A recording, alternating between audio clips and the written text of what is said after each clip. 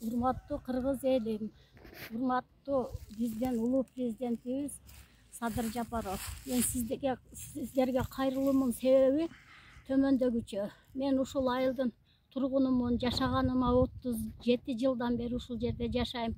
Бул жерлер таштак, ташы көп жер болчу. Сайдын бою эле таштарын терип, мен кайынсиңдилерим, кайнатам баш болуп, аксакал башы менен кайненемдер болуп, бул жерден далай жолу ташын терип, жер кылып, ушул жерге 15 000 түп терек сайганбыз. Калемче кылып сайганбыз, аны чапканбыз. Мен 2 уулума азыр тамсал элекмин. Эми терек көң салып, топурак салып эккенбиз. Калемче кылып 15 000 түп эккенбиз. Мына уулумун алды 25ке чыкты. 2 уулума тең ушу жакшы ниет менен тамсалганда иштетебиз деп эккенбиз ушул теректерди. Кайнатам баш болуп, аксакал башы менен таштарын челектеп ташыганбыз. Ал малда техника дагы аз болчу. Биз терек ушул малга жеткенде, ушунчалык деңгээлге жеткенде эси чыкты. Акматов Болот дегендин кызы келип, бүгүнкү мына 9-унда келип, үйдө биз жок болчук, балдарым да жок болчу, баарыбыз иштелек, жумушта элек. Эскертүүсүз сот аткаруучулар менен, милициялар менен келип, үйдө эч ким жок, монтип кыйратып кетти, кыркып. Өзү бу жер 35 сотик гана жер, теректин жери. Эми мен сиздерден суранарым, ушул жерди талашып аткандар, Акматов Болоттун кызы Асел келип бүгүн кыйрата чапты. Мына теректерди кыйратып бүтүптүр мен келгенче.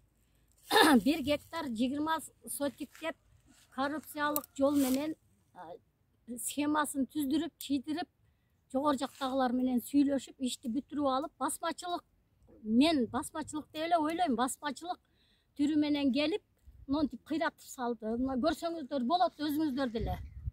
Болгону өзү 35 сотик жерди 1 гектар 20 сотик деп жаздырган булар.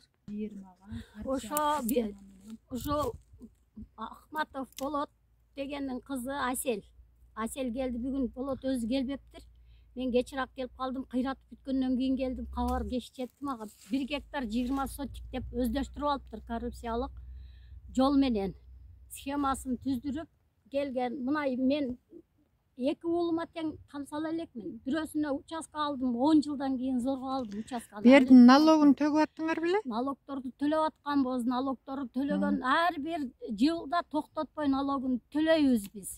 Пешене терибиз менен мына ушунчалык чырпыкта эккенбиз. Жалган болсо үстүндө Кудай бар. Алладан коркком, башка нерседен коркпосом дагы. Куту ушундай чырпыктарды сайганбыз, ушу таш жерлергечи. Мен ошонусуна өкүнөмүн. Мына 37 жыл болсо мен урматтуу элим, кыргыз элим, урматтуу Садыр Жапаров. Эми өзүңүздөр деле көрдүңүздөр.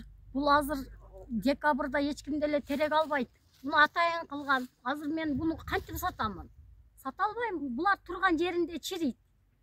Ошондо кимге пайда, кимге каерде эле карапайым элдер ушинтип чыркырап кала берип эле акчасы барлардын сөзү сөз боло бербеш керек да. Эми көрүп турганыңардай кыйратып кеткен теректериме ушул кылган ишке жооп бере турган адамдар барбы? Жогору жакта жакшы мына атка минерлер, эң жогорку мен мисалы үчүн үй бүлөм менен Садыр Жапаровго өтө ишенемин.